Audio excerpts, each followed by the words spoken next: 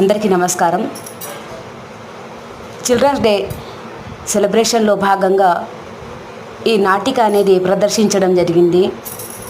పిల్లల్లో ఏకాగ్రత పెంపొందడానికి ప్రాణాయామం, యోగాసనాలు, సూర్య నమస్కారాలు ఇవి చాలా ప్రాముఖ్యతని కలిగి ఉంటాయని చెప్పేసి ఈ నాటికని ప్రదర్శించడం జరిగింది.